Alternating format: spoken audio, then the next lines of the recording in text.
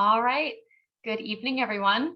Thank you so much for joining United Spinal Association Greater Philadelphia chapter for our monthly educational webinar series. We ask that you please use the chat for any questions that may arise, which will then be answered at the end. If you find that your question is very complex or to increase the ease of communication, please use the raise your hand feature at the bottom of the screen to let me know, and I can unmute you for more of a verbal communication for the Q&A. We are very excited tonight to have Crystal Lee with us to discuss the innovations in complex rehab technology and the harsh realities. So Crystal Lee is an assistive technology professional and a seating mobility specialist. She has had involvement with and around complex rehab technology her entire life with family members, as well as through her 38 years of industry experience. She has held the role of service technician, manufacturer's representative, manufacturer regional trainer, and as a certified ATP, SMS, and CRTS. She has worked with pediatrics and now focuses primarily on adults seen in hospitals and clinic settings. She has mentored 3 new ATPs over the last 4 years and is passionate about doing so. Crystal also volunteers with Mustard Seed Communities and participates on a yearly wheelchair mission trip to Jamaica. We're very excited to have Crystal here with us this evening. So I'd now like to introduce Crystal to start our webinar.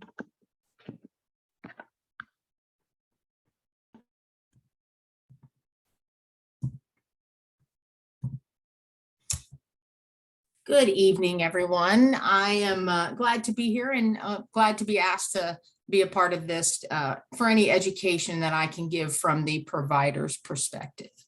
So I decided that I would want to talk about how CRT, which is complex rehab technology, has changed with innovations throughout the years. But in that being said, it also has some harsh realities that take place with the changes in how we have to process it and guidelines and rules that have been put in place over my last almost 40 years doing this.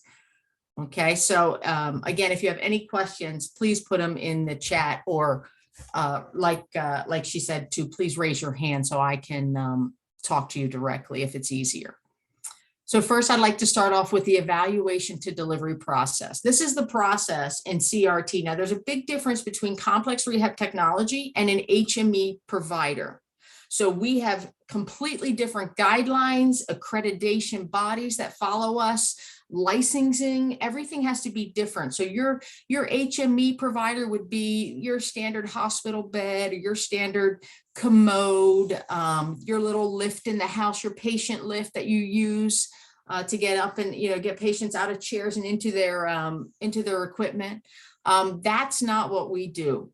Complex rehab technology has its own separate division in what we do as equipment providers. And so it has to be more customized. You have to have licenses, you have to have board certifications that you pass. And all that being said, we still are not part of the medical team. And that's what this whole presentation is really about. So the evaluation to delivery process is the person who needs mobility equipment will get an RX, they will contact a clinic. Maybe they're already inpatient in the hospital, so they're already going to be seen for that process. Maybe they have a home health therapist, and they set up an evaluation for their equipment needs.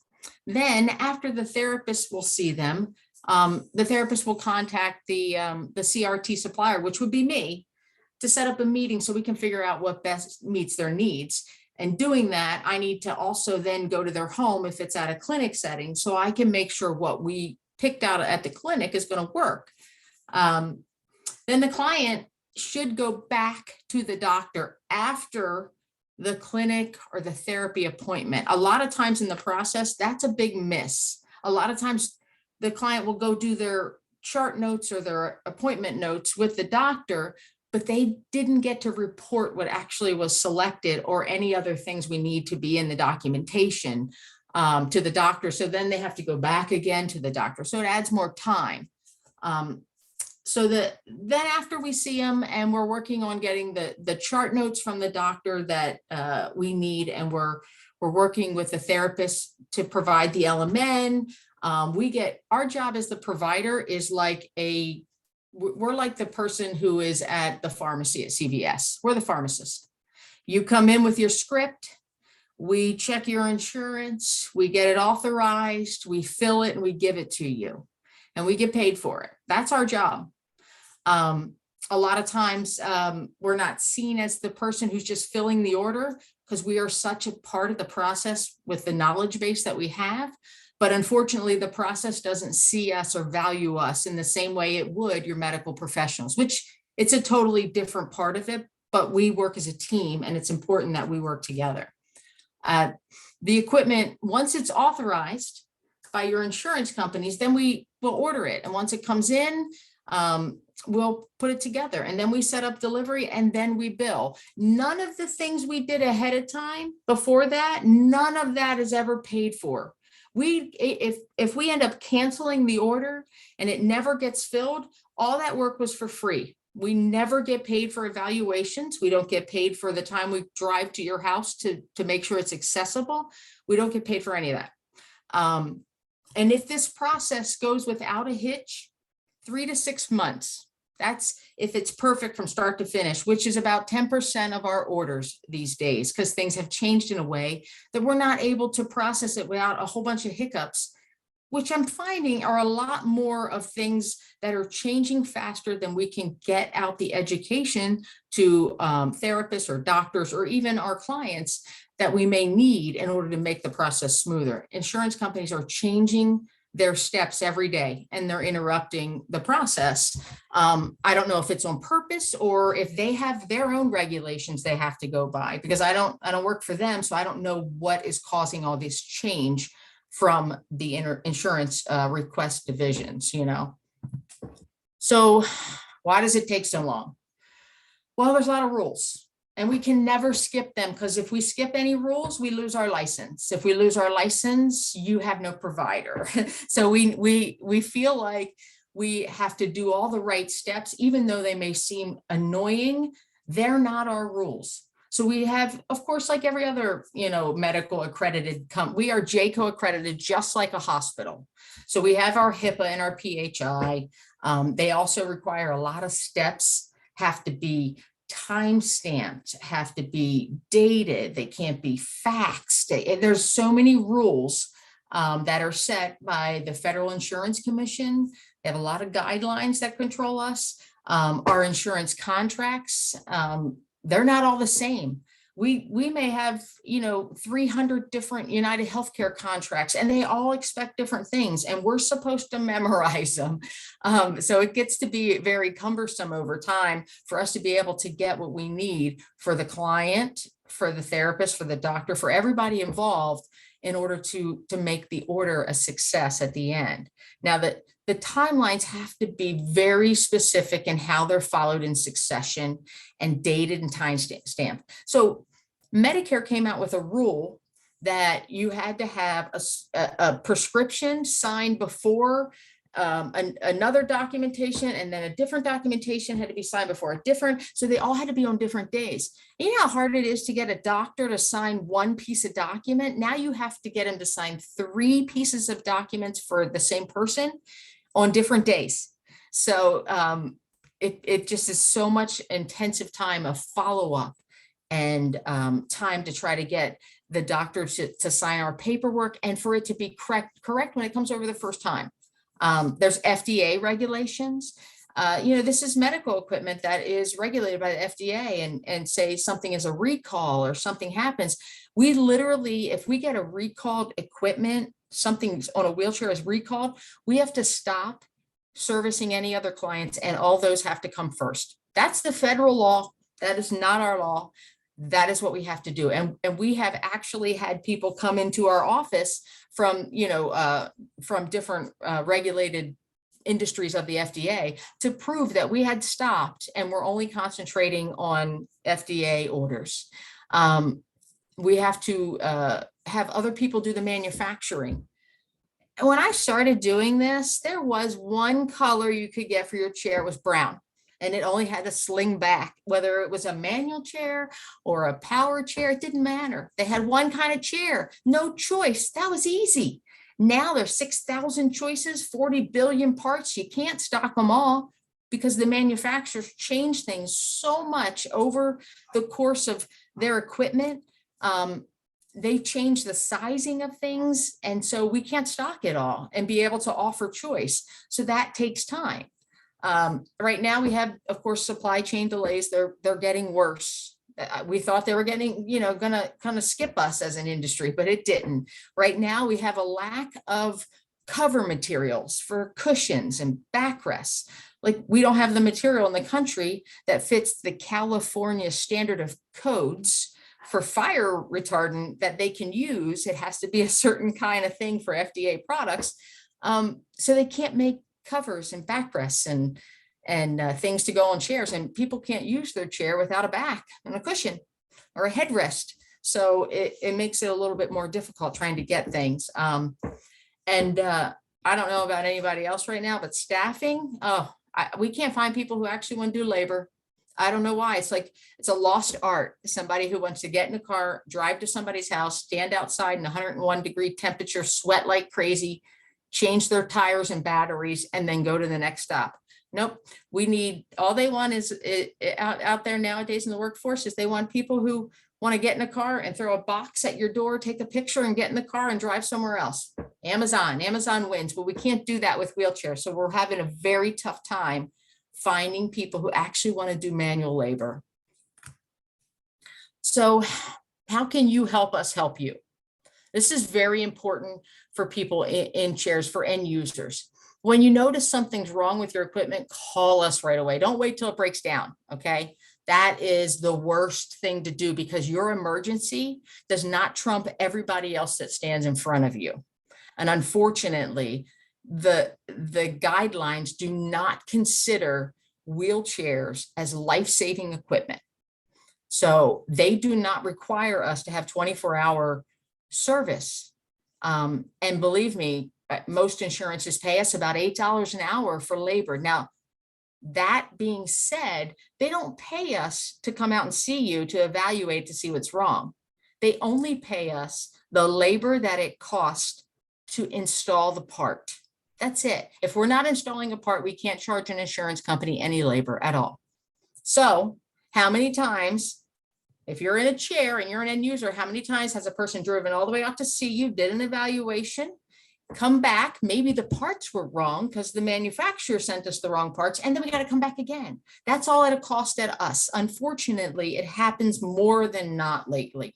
And it's very important that end users learn to use as much of the online systems. We have remote technicians that can use a video to see what's wrong with your chair, to be able to spec out a replacement part, because there's not actually repairs anymore to wheelchairs. They just remove a part and put a new part on. So I call it replacement service. Email, because every time you call us, somebody has to stop working on your order to answer somebody else's question. So I always say, you are more than welcome to call us, but don't call us every single week to remind us that we don't have time to answer the phone and work on everybody's equipment getting authorized or scheduled or whatever it needs to be. Believe me, the most important thing about our entire situation to know is that our companies out there, the providers, none of them get paid until you get the part, until you get your new wheelchair. None of us get paid. So we have no vested interest to make you wait any longer, because we want you to have it yesterday. That's our rule. If you have it yesterday, we can bill for it yesterday and then possibly get paid for it in 2 years. But that's a whole nother story. I know it's a pain, but you have to, wait for a tech to come out. If you can't do it over the phone, if you can't do it by video over one of the apps that we use that is HIPAA compliant, then you have to wait for a technician to come out. And unfortunately, we get, at the company I work for now, we get almost 200 calls a day for repair requests. So what can you do? You can come to us if you're able to. If you have a vehicle, offer to come in. Most companies have office hours. You can schedule an appointment to come into the office to get your wheelchair looked at. Be flexible when making an appointment. We're like the cable company. Our repair technicians are not going to be at your house at 10:10. They're not going to be there at 10:10. They're going to be there between 8 and 11, 12 and 2, 3 and 4, whatever it may be. They'll give you a time. They'll call you in the morning. But things happen, wheelchair bolts strip. They break. Sometimes you have to stop what you're doing and run to a True Value to grab a bolt you don't have on you to put back in to get the last patient working, their chair going, so you can get to the next one. Unfortunately, the service process is the same thing. It's always been this. We have to see it, we have to process it, we have to order it, we have to receive it, we have to schedule it, and then we have to install it. That's how it works. It's just like your car getting fixed, but we don't have a Napa auto parts to choose from. We don't have a place, unfortunately, that we can just call up and say, hey, can you bring us those 14x3 flat free tires? I need it for this client's chair, because you're not paying for it. And even if you were, I can't guarantee it's the right tread pattern. If I use the wrong tread on one of the chairs that should have been on another chair, I could burn out a motor. There's so many interesting parts, unfortunately, that hold us back. All these innovations and these advancements we've had in our lovely industry also have changed the way we can actually supply and provide and service what we sell.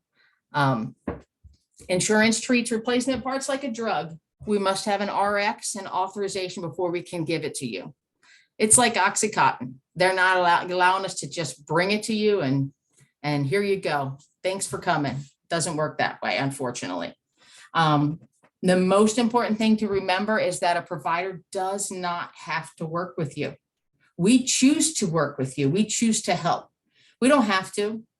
The law states that we can completely, if your expectations as a client in a chair do not match the way we can perform and service you, we will tell you 100 times over, you have choice to try somebody else. We should always say that to you, because I think it's important, because some people think it's always the provider that's slow or not doing it right or something's going on, but they don't realize they just go over to the other lawn and the grass is not greener. You still have to cut it.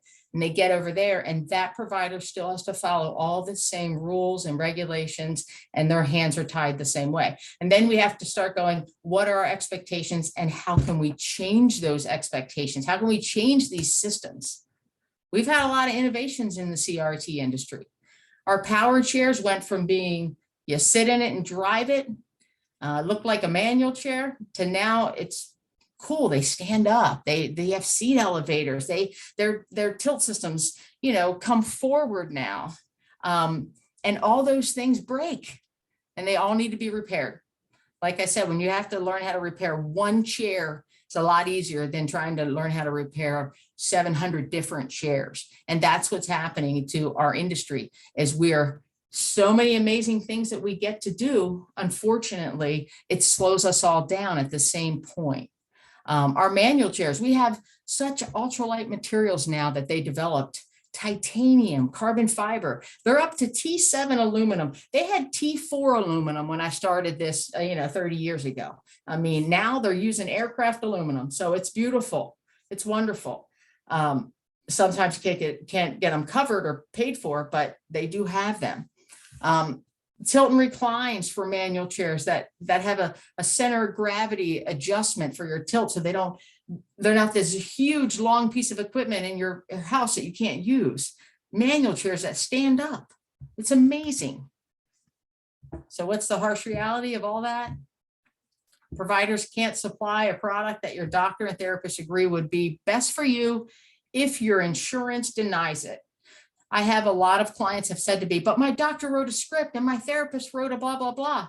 Yeah, they both get paid by the insurance company. The insurance company is king. They're the ones who make the decisions.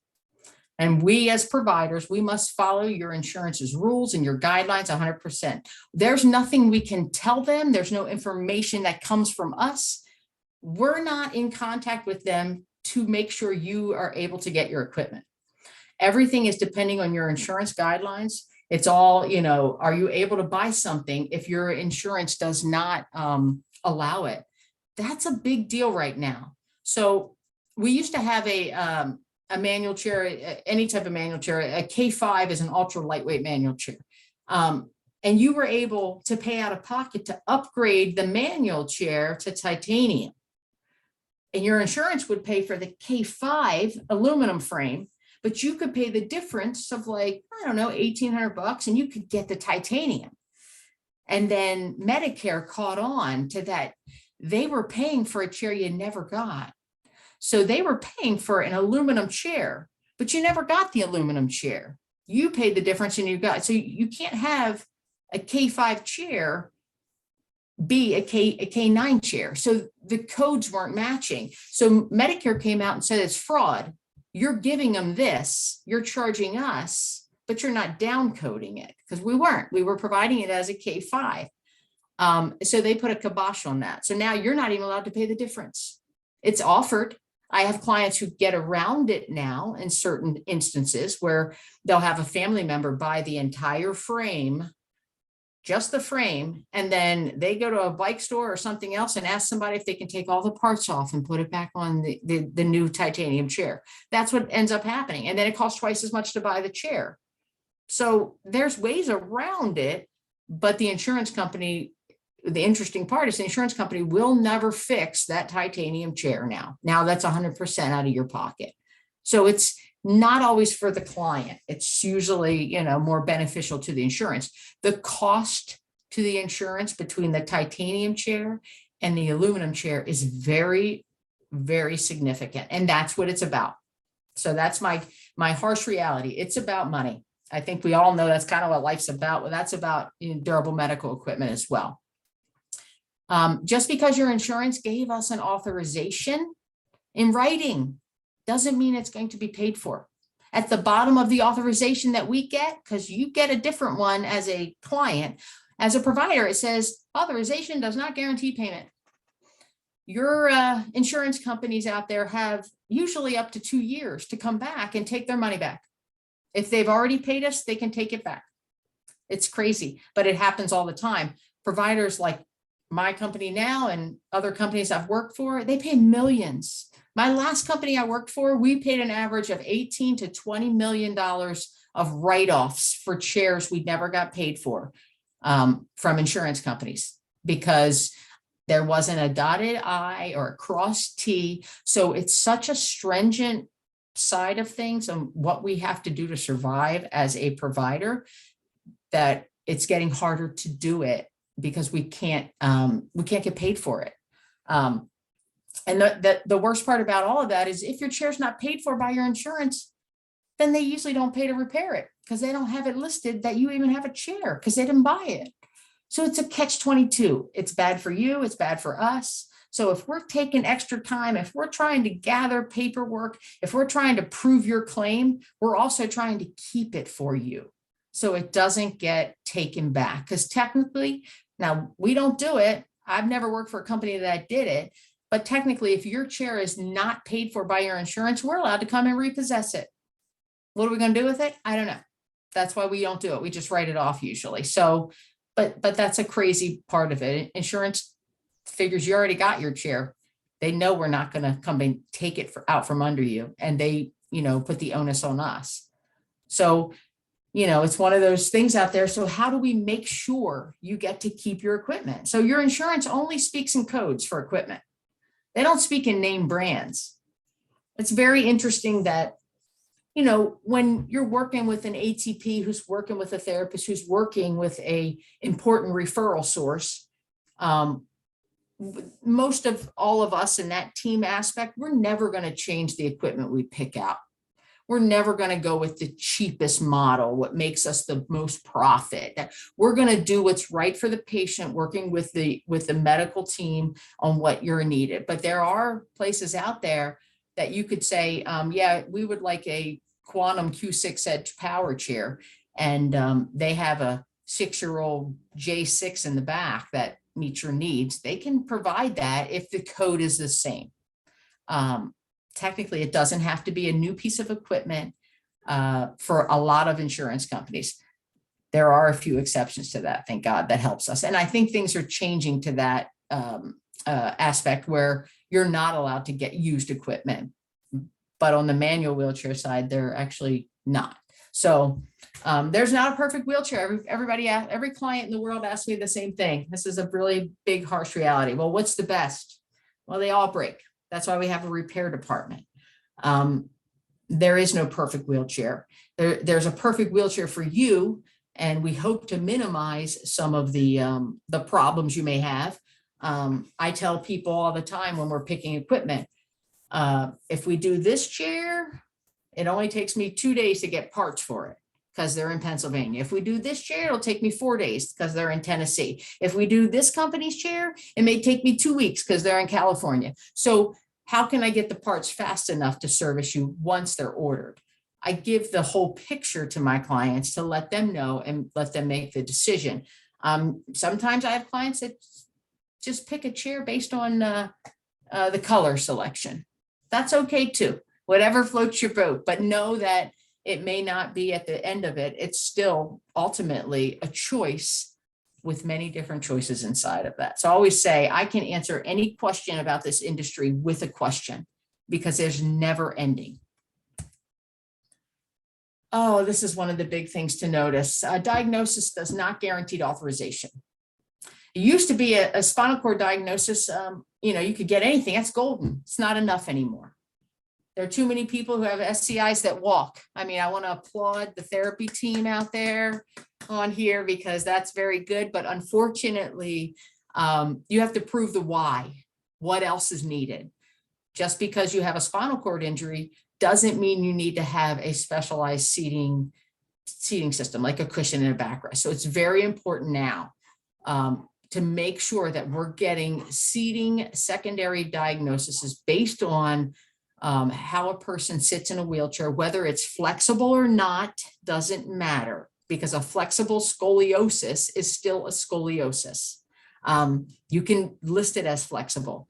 Scoliosis and pelvic tilts and kyphosis and cervical hyperextension of the neck, all of that has ICD-10 codes.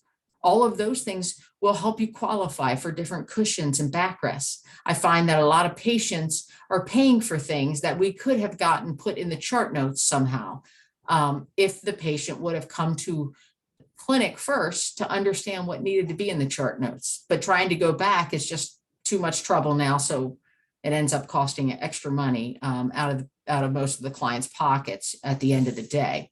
The other thing is that it's very important to have your weight, your height, and your pain documented by the doctor in your notes every time you go in to see your doctor. Every time you go in, it shows history and progression of decline. At some point in the time, you're going to have shoulder pain. You're going to want a smart drive system. There's no documentation in a history of event for me to be able to say, I pulled the last 3 times you went to the doctor and you had a 5 out of 5 and no pain. And then now you have pain. Their insurance hates that. They want to show progression of any decline. So it's very important to make sure that your doctor just may be hitting the default. And that's the worst thing because usually the default's that you're doing great. So that's never helpful to us. So we want to make sure we're giving the full story to the doctor and the therapist of everything you can't do. If you can do it, you can't get the equipment. So if the clients can push themselves all day long and no pain and I have no issues and I have no pain and blah, blah, blah. I have had clients who had K5 manual chairs who got demoted to K4s because they have 5 out of 5 and they have no shoulder pain. Their upper extremity have no, weakness, no range of motion issues. And now they can't get a K5 because they don't technically qualify under the new guidelines. So we got to make sure that why we need the equipment has to be documented. We don't ever need to talk about what we don't need it for. There's so big of a difference between trying to get a wheelchair approved and trying to get more therapy appointments because you're reaching goals, you're reaching milestones, you're doing better. We're going to work on this. We're going to work on that. A wheelchair is the opposite. You can't do it. You can't do it. You need a wheelchair. Do you see what I mean? So I think that when we go into our appointments and when we're clinicians and we're thinking about things of how you're going to document this, what is your pain level at the worst time of the day and when is that? An example, the client, has no problem transferring in and out of the chair in the morning, but due to fatigue and pain in shoulders, after 12 o'clock, client's unable to transfer on their own and needs to have a one-person assist or a sliding board or whatever it may be. We need to document those things because it shows a decline during the day, maybe an aging with spinal cord, if that's listed. Okay, so main reasons for insurance denials. The number one main reason is the doctor's face-to-face notes do not list the reason for your visit as a mobility equipment evaluation need. They went in because they were going in about their pacemaker, and then client needs a wheelchair. It's such a second, part of a, thought that the insurance company's like, well, it's not the most important thing that they went there for, so they must not really need it. So that's how they're thinking about it. We have to remember and put our hats on when we're the insurance companies. Here I am. I'm a nurse usually. I'm not a therapist. I'm not reviewing these claims as a physical or an occupational therapist. I'm not even a speech therapist to do wheelchairs. Like, you figured they would hire some type of therapist. No, they usually hire nurses who have no idea of what this whole industry is about at all, unfortunately. So we need to document things better in the chart notes that they're there for a mobility equipment evaluation. That's it. They can talk about whatever they want to talk about at that point. They can discuss anything they want. They can talk about a hangnail. As long as their main visit was about their wheelchair, the doctor's going to start with that. So at the top of the notes, a client needs a new wheelchair, client's decline in function, current wheelchair is blah, blah, blah. Things like that have to be discussed. The doctor does not put why you need the equipment in the chart notes. That is another big denial. Just that you need it. Client unable to ambulate due to progression of MS or ALS, or has, T whatever, or I don't know, has something, has to be related to why you would need the equipment. You can't just get a script that says manual wheelchair. Doesn't work anymore. Doctor does not list your name. I've had chart notes where I had to call the doctor up and go, who's this chart note from? There's no name on it. So there was no name in the chart note. They didn't have a current height or weight. Even if they don't have something to weigh them or even get them out of the chair to adjust them, the doctor can put in the chart notes as stated by the patient. Her height is blah, blah, blah. Her weight is blah, blah, blah. That's okay. But they don't even do that. They just leave it 0. So now the insurance company goes, well, this person doesn't weigh anything. We don't know if they're over the weight limit for that chair. That chair only holds 265 pounds. They could be more. We don't know. Therapist documentation supports doctors' documentation first. So if the doctor doesn't have it, the therapist can't support it. So if the doctor has it, the therapist can match it. That's how this works. Has to have all the right diagnosis codes in your chart notes. Example, edema for power legs or for manual legs or for whatever legs you want. You have something for a need for something. Otherwise, they're going to deny it based on no diagnosis. That's how it works. Therapist does not rule out lesser products through trials or reasons why it will not be met medically. Inside your home, that most insurances are inside your home. Medicaids are a community access program, but most insurance companies look at your needs inside your home. So what that means is power tilt versus power tilt and recline. So you have to rule out power tilt. Why power tilt isn't going to be the least costly, most appropriate equipment? Why does the client need tilt and recline? And there's a lot of studies for that. There's a lot of supporting documentation. There's papers on it through RESNA that can be used and referenced. I have a lot of that kind of information if necessary. It could be so simple as tone management. It could be, catheterization. We know that. It could be needed for transfer. Some people, in order to transfer, have to have the back reclined to be able to independently transfer. Those type of things could be, reasons why you would list it. If you have have a bag and you tilt back too far, everything runs back in your body. But if you can recline a little bit and still gather the correct amount of pressure relief from tilt and recline, then you can still not get a pressure source. So basically you have to be able to say without it, the patient could die. That's what the insurance wants to hear, because otherwise there's no reason for you to have recline if power tilt's going to do everything you do or everything you need. So the same thing with leg rest versus a power center mount foot platform. Why can't they use individual power legs? They're actually cheaper by the code of insurance than the power foot platform. You can easily say they can't get to 90 degrees with the power elevating footrest. They're unable to swing it away due to hand function. There's always a why. You can't just say they can't swing it away. Why? Due to limited hand function, to grasp strength, to pinch strength, to whatever therapists talk about. You guys teach me a lot more than I teach you when I hear some of them come up with some of the answers. But there has to be a reason. Another huge denial is for not rolling out lesser equipment is for switches versus drive-through electronics. So toggles and switches for tilt versus being able to go through the joystick to do everything. And you have to have a limited arm reach, limited hand reach, unable to come off the joystick to hit the switch once you're in tilt due to gravity and your arm slides off and your elbow and your hand fall off the wheelchair.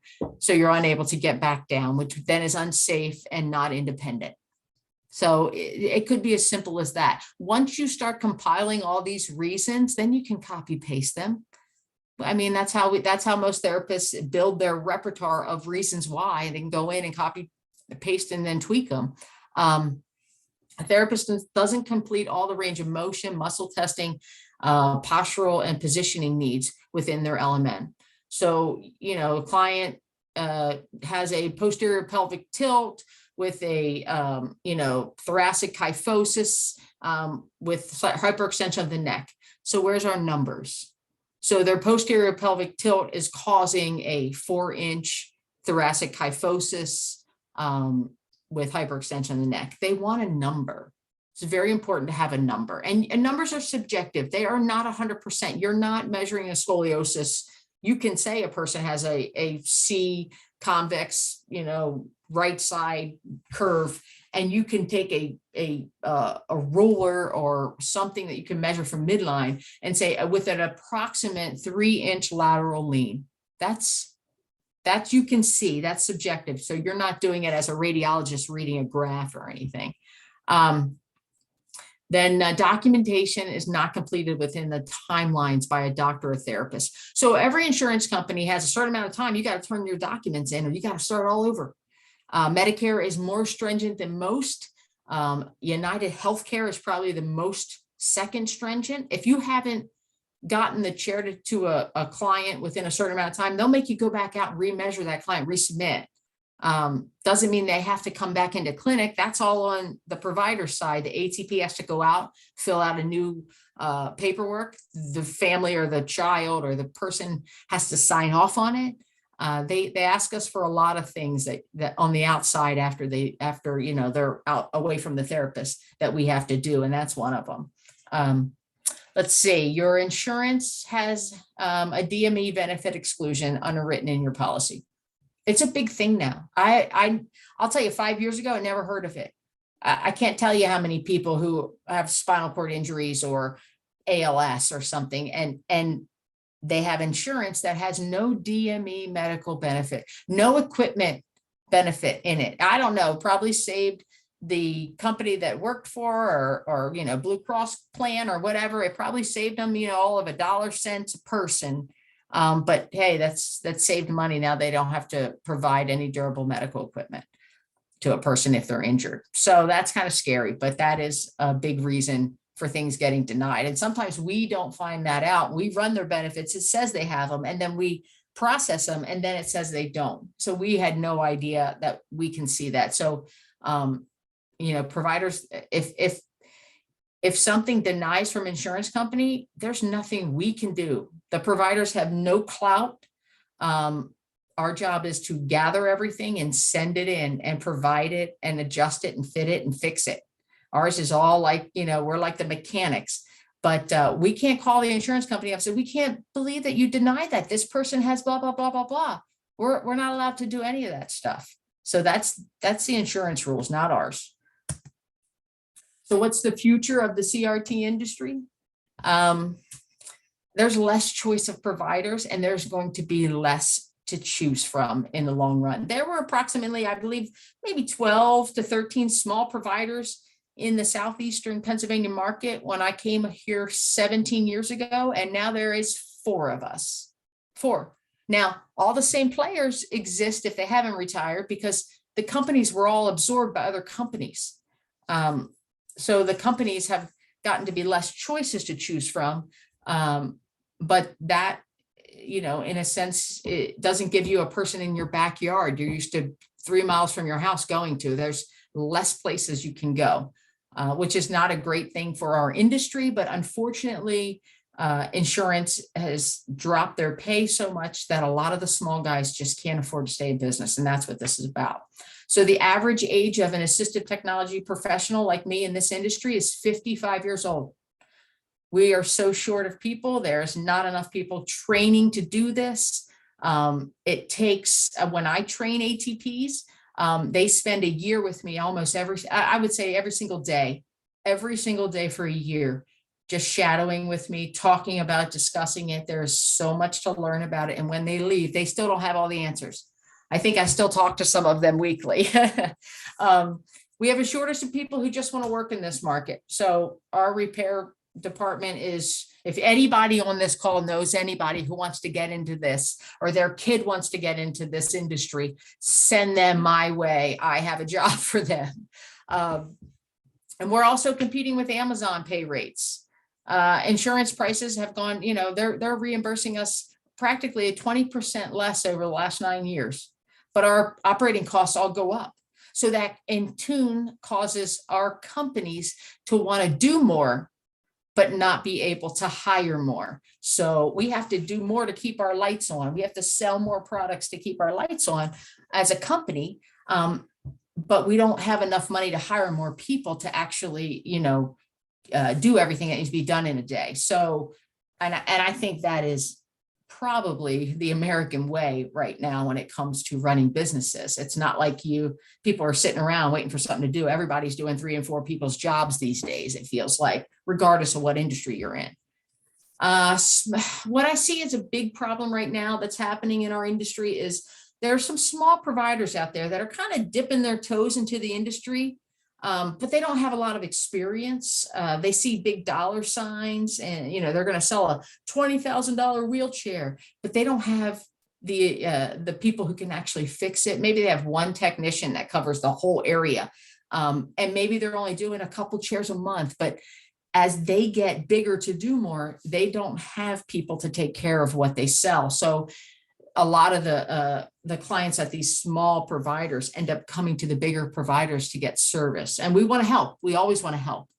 And we will, as the company I work for now, we will never turn a person away who wants to switch over and have us service their equipment.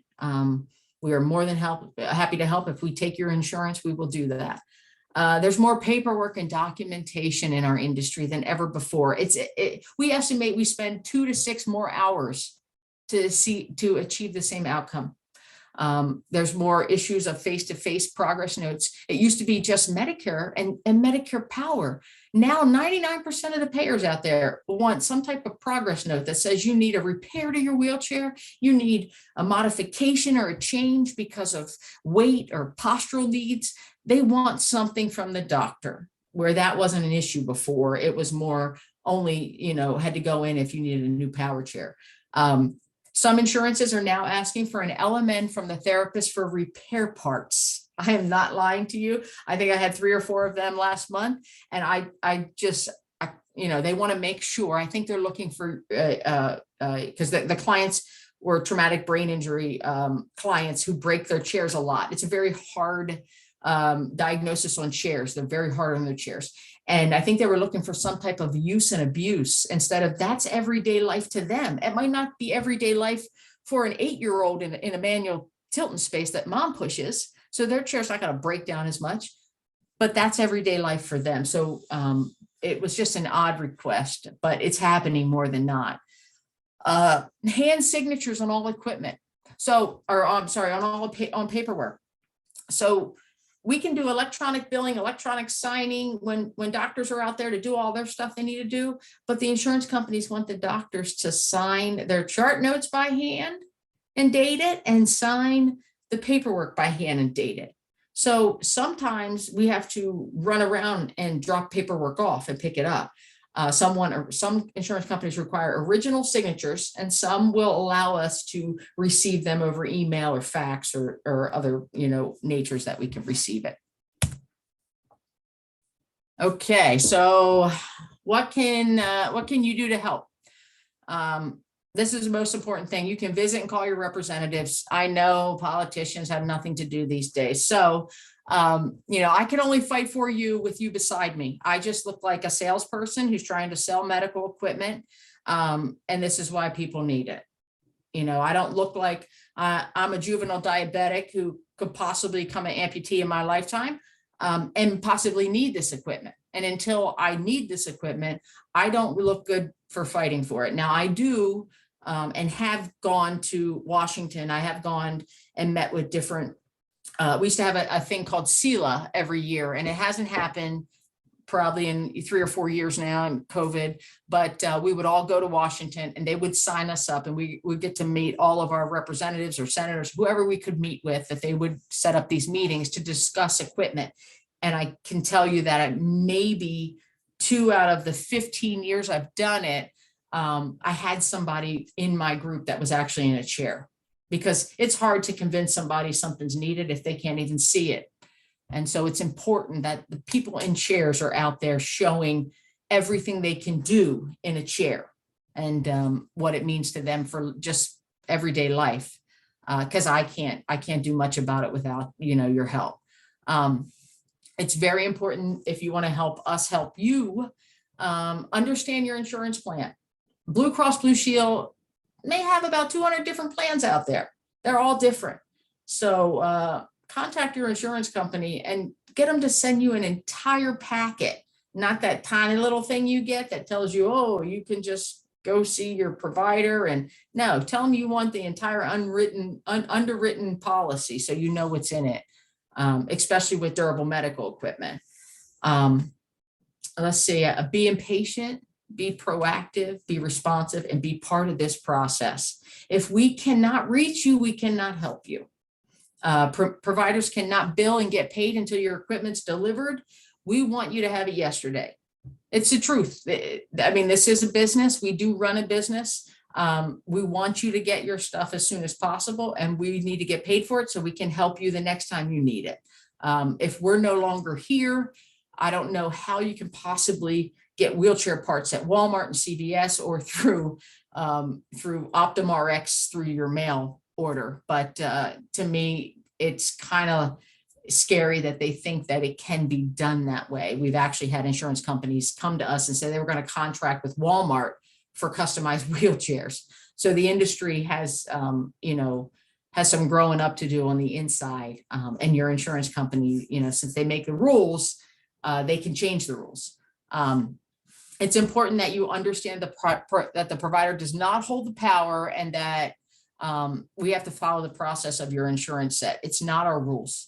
And if we're not here to help you, we lose our contracts, or we do things that outside of the guidelines, we can be out of business. And that's important for the other 9 million people we see in a year. I don't know if that's the number, it's just generalized.